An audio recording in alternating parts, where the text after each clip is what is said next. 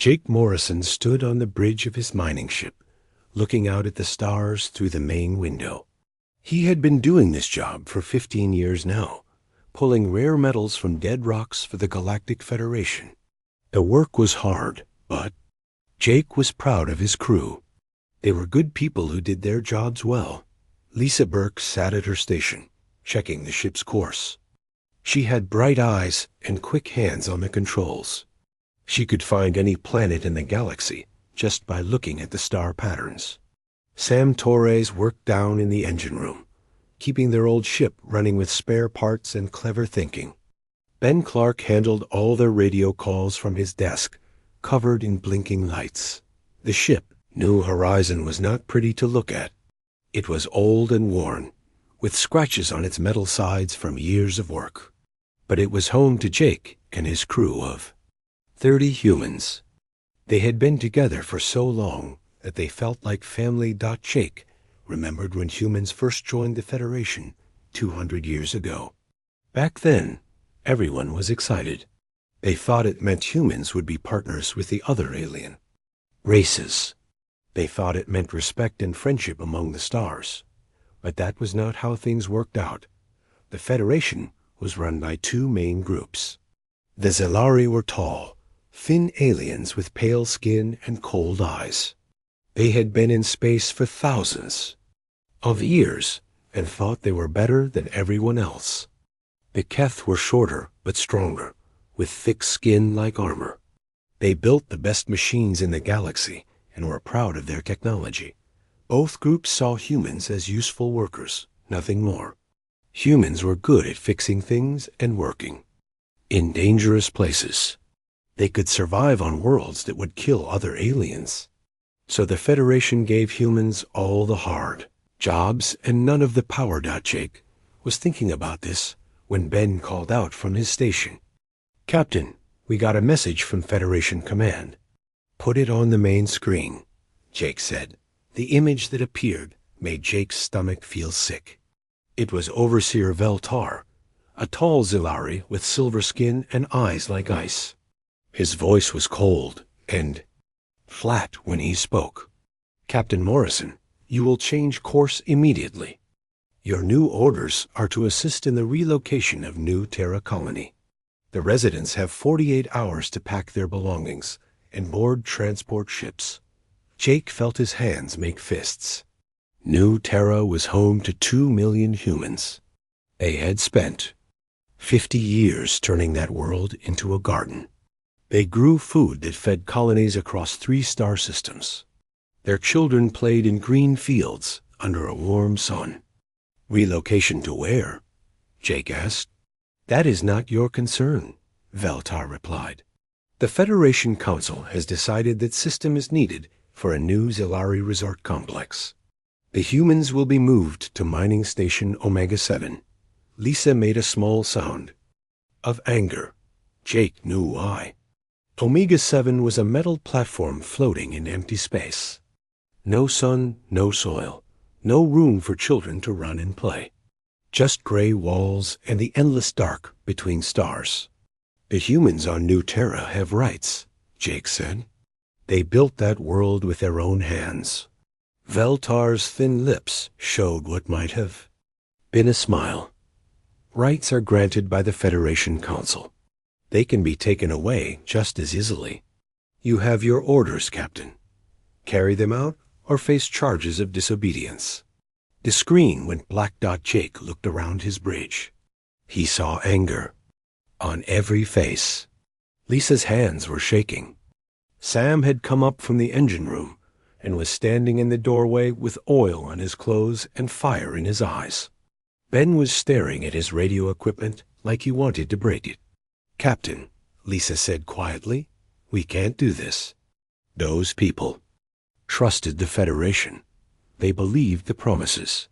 Jake thought about his sister Amy, who lived on New Terra with her husband and 3 kids. He thought about all the humans across the galaxy who worked hard every day, believing that the Federation would treat them fairly. "Ben," Jake said, "open a channel to every human ship and colony in this sector." "Sir, that's against regulations." Only Federation Command can send messages to multiple colonies. Do it anyway. Ben's fingers moved over his controls. Channel.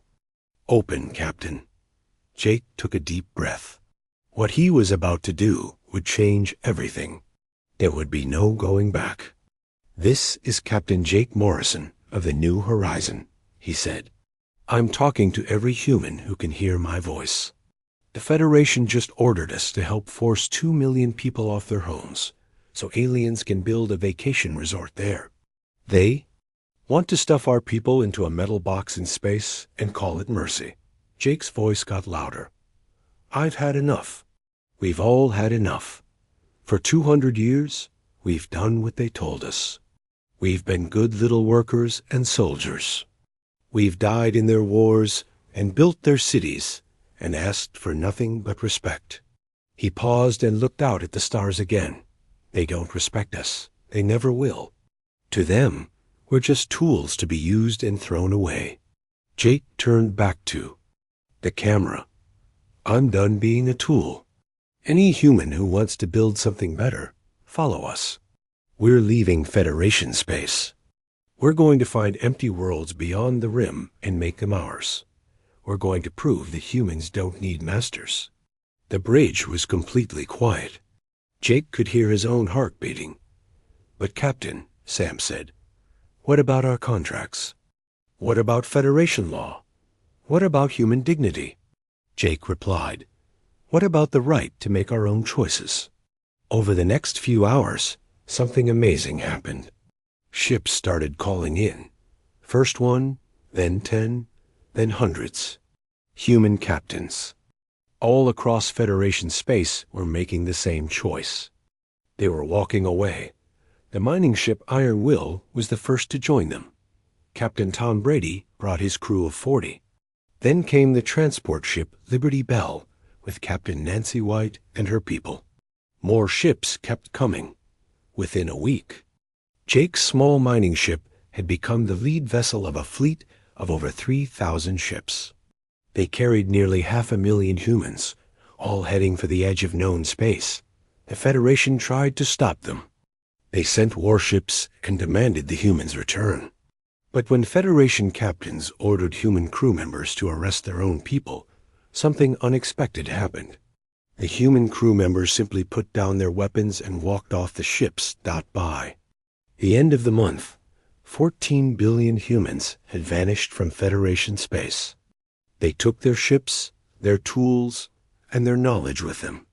They left behind only empty stations and confused aliens who suddenly realized how much they had depended on. Human workers. Jake stood on his bridge and watched the last Federation.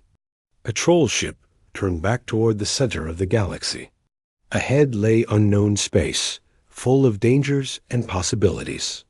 Lisa, set course for the Void Nebula, he said. It's time to see what humans can really do when nobody tells us we can't. 5 years had passed since the humans walked away. Admiral Zek Thu of the Keth Collective stood in his command center, looking at reports that made his armored head hurt. Production was down 60% across all Federation sectors. Mining. Operations that once ran smoothly now struggled to meet basic quotas. The humans had taken more than just their people when they left. They had taken their skills, their knowledge, and their strange ability to fix anything with spare parts, and determination. The Keth had tried to replace them with their own workers, but it was not the same. Keth engineers were good with machines they understood, but humans could make broken things work in ways that seemed impossible. Senator Quinara paced back and forth in her office on the Zelari homeworld. Through her window, she could see construction. Sites that had been empty for 3 years. The buildings were half finished, waiting for human workers who would never come back. The Zelari had always been planners and organizers, but they needed others to do the actual building.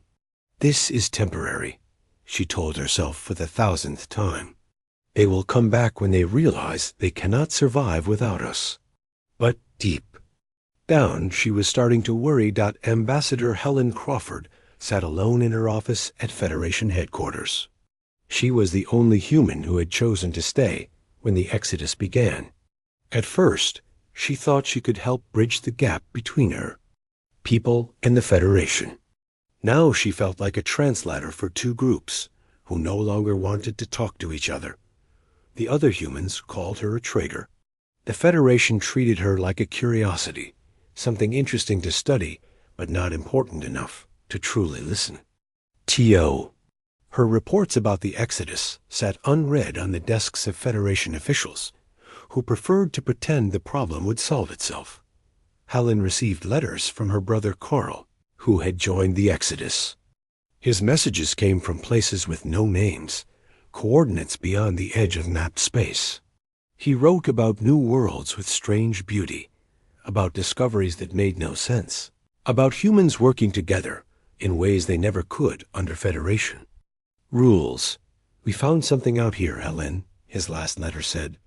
Something the Federation never wanted us to find. We're not the same people who left 5 years ago. The first sign of real trouble came when Captain Morden of the Keth Exploration Ship Deep Scanner encountered something impossible near the Andromeda Spiral. His long-range sensors had detected what looked like a space station, but the design matched no known civilization. Morden was a proud warrior who had served the Keth military for 40 years. He had fought pirates and rebels across the galaxy. When his ship approached the unknown station and received a message telling them to turn back, he laughed. Unknown vessel, this is Captain Morden of the Keth Collective. You are in violation of Federation space. Identify yourself immediately. The response came in a voice that sounded human, but somehow different, colder, more confident. This is Commander Ryan Hayes of the Human Defense Force.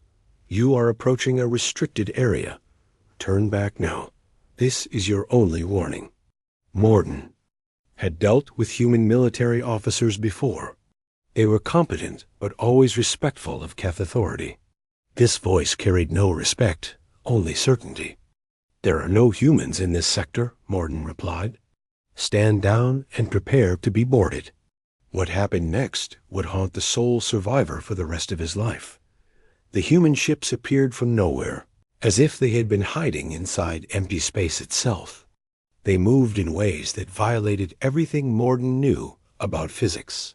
His weapons officer fired at targets that seemed to vanish and reappear like ghosts. The battle lasted less than 10 minutes. When it was over, Morden's entire fleet was debris floating in the void. Only one escape pod survived, carrying Communications Officer Tekmar, who kept repeating the same words over and over. They moved like ghosts. They struck like lightning. Where did they learn to fight like that? News of the battle spread through Federation space like wildfire. Other encounters followed. Shipping convoys reported strange ships that appeared long, enough to scan them, then vanished without explanation. Mining operations in the Outer Rim found their equipment sabotaged in ways that left no traces of who had done it.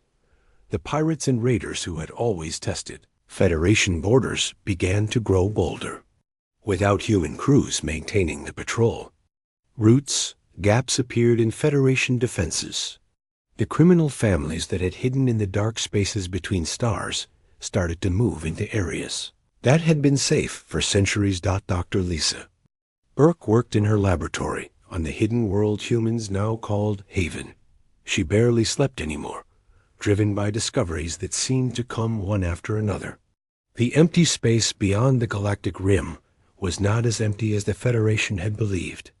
There were ruins here, abandoned technologies from civilizations that had vanished long before any current species reached the stars. Humans had always been good at taking things apart and putting them back together in new ways. Now they were doing it with alien science that the Federation had either never found or never understood. Lisa's team had learned to bend space the way a blacksmith bent metal. They had found ways to hide entire fleets in pockets of folded reality. We're not just surviving out here, she told her research partner Kevin Walsh. We're evolving. we're becoming something new. Jake Morrison now commanded a fleet of 5,000 ships from his flagship Haven's Light. The scared mining captain who had led the exodus was gone, replaced by someone harder and more determined. He wore the weight of 14 billion lives on his shoulders, and it had changed him. The humans had spread across dozens of worlds in the void beyond the rim. They built cities underground and in hidden valleys. They trained soldiers who could fight in zero gravity and in dimensions that had no names. They developed technology that seemed like magic even to themselves. But Jake knew they could not hide forever. The Federation would eventually realize that the humans were not coming back. When that happened, they would either try to force them to return or try to destroy them to prevent other species from following their example. Meanwhile, ancient enemies stirred in the deep dark between galaxies. The destroyer hive had been sleeping for 1,000 years, but now they sensed weakness in the galaxy that had once defeated them. Their biomechanical ships began the long journey back toward inhabited space, hungry for the matter they would convert into more of their kind. Helen Crawford received intelligence reports about strange readings at the galaxy's edge. She tried to warn the Federation Council, but they were too busy arguing about trade routes and production quotas to listen to warnings about ancient threats. The storm was coming, and the Federation was not ready for it. Only the humans, hidden in their secret worlds, were preparing for what was about to return from the darkness. The first destroyer ships appeared at the edge of the galaxy like a plague of metal locusts. They were massive things, part machine and part living tissue, that ate entire worlds and turned the matter into more of themselves. Supreme Admiral Kethvar watched the sensor readings with growing horror as the enemy fleet grew larger every day. 7 years had passed since the humans left, and now the Federation faced its greatest enemy alone. The destroyer hive had been defeated once before, 1,000 years ago, but that victory had cost the lives of billions and left entire star systems as empty graveyards. "How many ships do we have?" Kethvar asked his aide. 12,000 warships at the Proxima defense line, sir. Another 8,000 spread across the inner sectors. Kethvar's armored face showed no emotion, but inside he felt cold fear. The last time the destroyers came, the Federation had fielded 50,000 ships. Half of those had been crewed by humans, with their strange ability to fight in impossible situations and never give up. Captain Amy Foster flew our fighter through a practice course in the hidden system humans called New Hope. Her ship moved through dimensions that normal space pilots could not even see, sliding between layers of reality like a fish through water. She had been one of the Federation's best pilots before the Exodus. Now she was something beyond what the Federation could imagine. "Amy, you're pushing the phase drive too hard," her wingman Tony Wells warned over the radio. "You're going to burn out the quantum matrix." Amy laughed. "That's what you said last week, and I'm still flying." The human ships were unlike anything in the galaxy. They looked like they were grown rather than built, with smooth curves that seemed to flow like liquid metal. They could appear and disappear at will, striking from directions that should not exist. Colonel Rick Murphy trained ground troops on a world that had no name, only coordinates. His soldiers moved through battlefield simulations that tested abilities the Federation had never dreamed of. They could fight in multiple dimensions at once, using weapons that unmade matter at the level of atoms. "Remember," Rick told his troops, "we're not just fighting for survival anymore. We're fighting to prove that freedom is stronger than slavery." The destroyer fleet reached the Proxima defense line on a Tuesday morning Galactic Standard Time. The biomechanical ships came in. Waves, their hulls pulsing with veins of green energy. They fired weapons that ate through Federation shields like acid through paper. Admiral Kethvar commanded the defense from his flagship Eternal Glory. Around him, His officers worked frantically at their stations as enemy fire tore through their formation. The Federation ships fought bravely, but they were outgunned and outnumbered. "Sir, we've lost the 3rd Fleet," reported his communications officer. "The 7th is falling back with heavy damage." Kethver watched 3 planets die on his tactical display.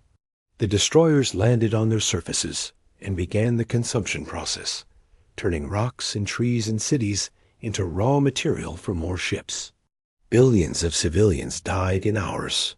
"All ships fall back to the secondary defense line," he ordered. The words tasted like defeat in his mouth. Senator Kun-Ara stood in the Federation Council chambers, watching the battle reports with growing panic. The careful order she had spent her life protecting was crumbling. Already civilian transports were fleeing deeper into Federation space, carrying refugees from the outer worlds. "We need to ask for help," said Counselor Vextar from the corner of the room. "Help from whom?" Kun-Ara snapped. "There is no one left who can stand against the destroyers." Ambassador Helen Crawford had been trying to contact the human fleet for weeks. Her messages disappeared into the void beyond the rim with no response. She sat in her office, watching the casualty reports climb higher and higher, feeling helpless. Then, at the moment when all seemed lost, something impossible happened. The stars began to flicker.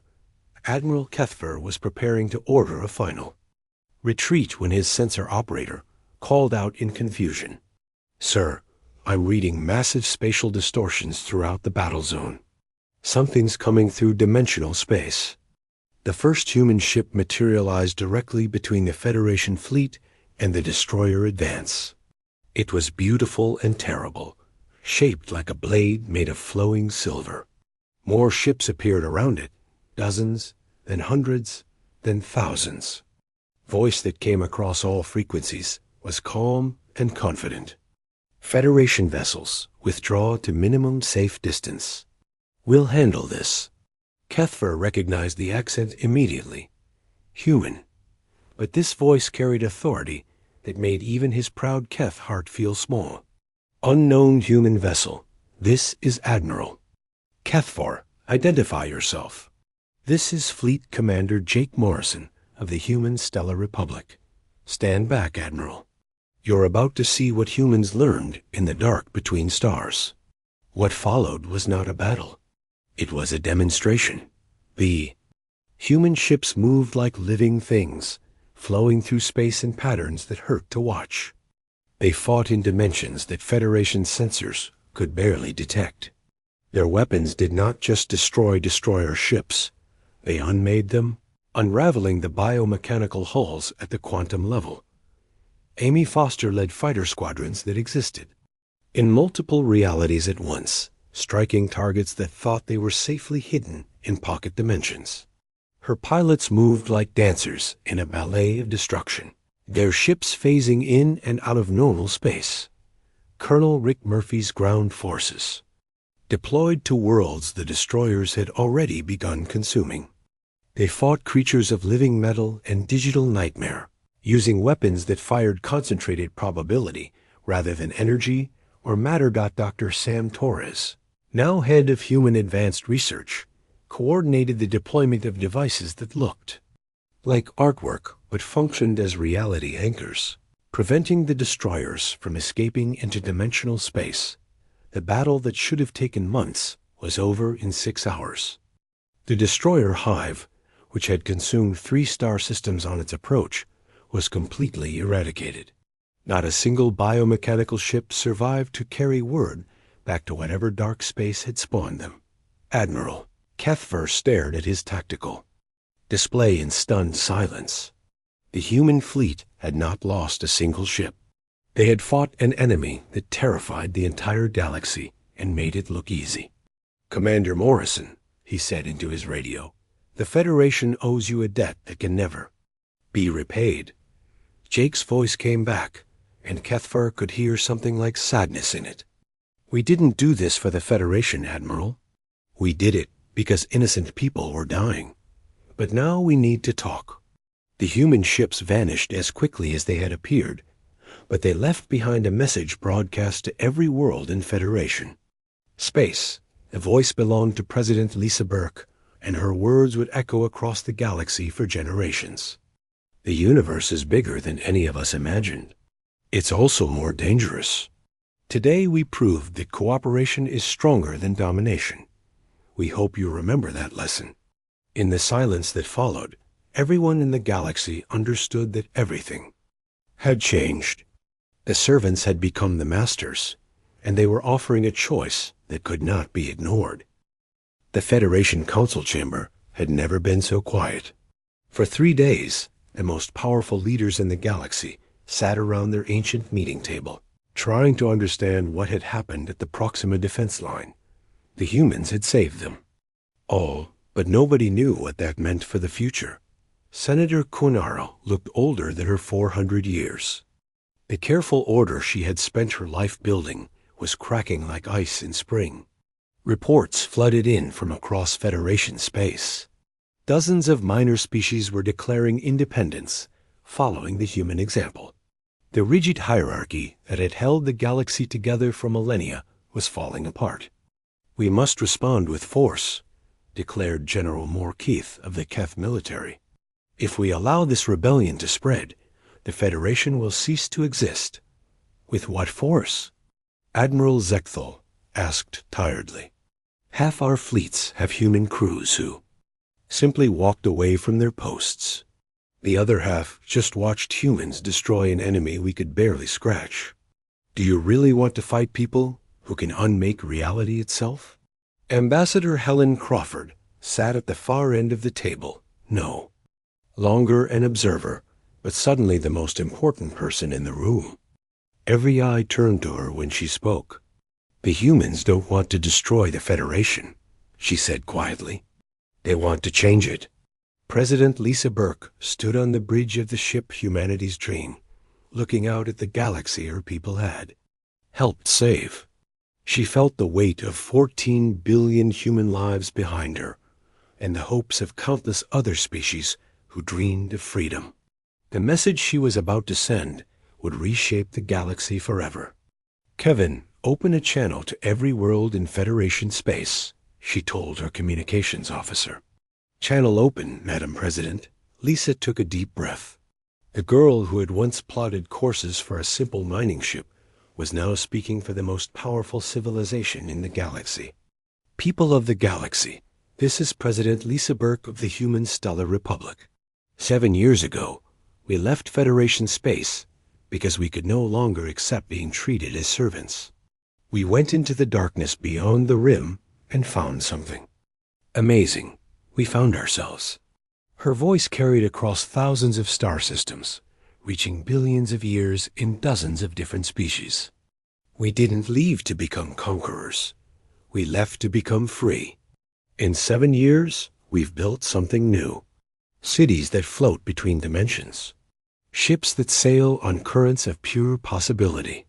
Weapons that defend by creating rather than destroying. We've become what we always could have been if nobody had told us we couldn't." On the world of Kepler 7, a young Andorian named Veltar stopped his work to listen.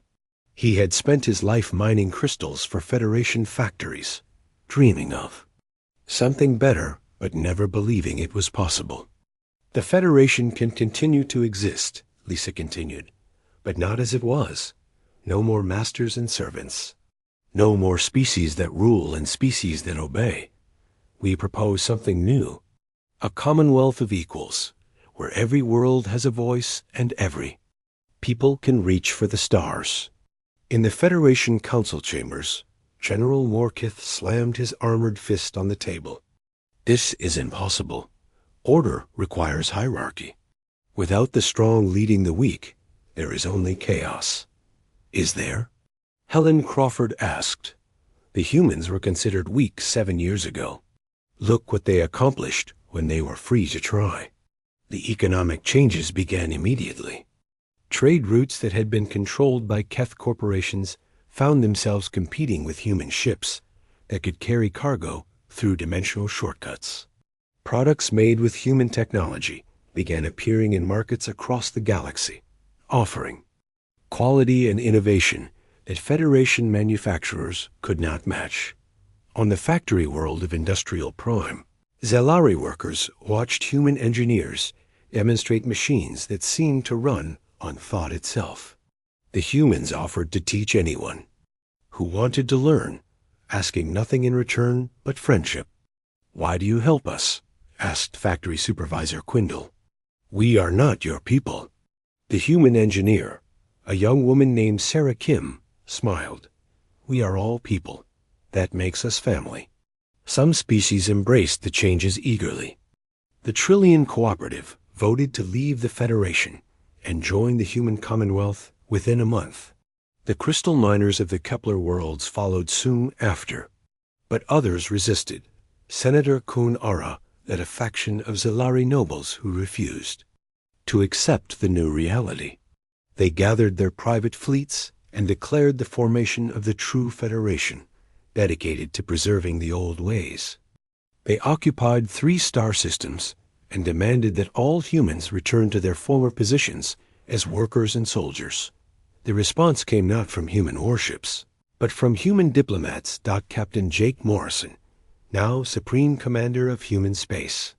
Forces arrived at the true Federation capital with a single ship and a small diplomatic party. He walked into Quinara's palace wearing simple clothes and carrying no weapons. "Senator," he said, "you're afraid. I understand that. Change is scary, especially when you've been in control for so long." Quinara's guards surrounded him, but Jake showed no fear. "You think power comes from making others obey. We learned something different in the dark between stars. Real power comes from helping others become their best selves." He gestured toward a window that looked out on the city below. "Look at your people, Senator. Look at how they live. Is this the best they can be? Or is this just the best you'll allow them to be?" A confrontation ended not with violence, but with a vote.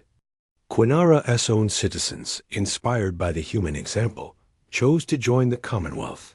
The senator herself, faced with the collapse of everything she had believed in, made a choice that surprised everyone. She asked to visit the human worlds, to see for herself what they had built. A year later, the Galactic Federation was formally dissolved. In its place rose the Stellar Commonwealth, a confederation of over 300 species working together as equals. The humans, who had once been servants, became teachers and guides, helping other species discover their own potential. On the world of New Terra, now the Commonwealth capital, a small girl named Emma Walsh played in gardens that grew in impossible colors.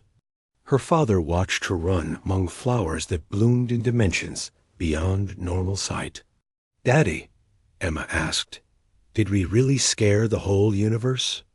Her father, former mining engineer turned Commonwealth counselor, knelt down and hugged her. "No, sweetheart, we didn't scare them. We inspired them. We showed them what they could become if they stopped being afraid of their own dreams." Above them, ships from 100 worlds moved through the sky, carrying trade and friendship and hope to every corner of the galaxy. The universe had indeed trembled when humans walked out, but not from fear. It had trembled with the birth of something new, something better, something that proved that the greatest power in the cosmos was not the ability to control others, but the courage to set them free. In the end, the servants had not become masters. They had become something far greater. They had become liberators.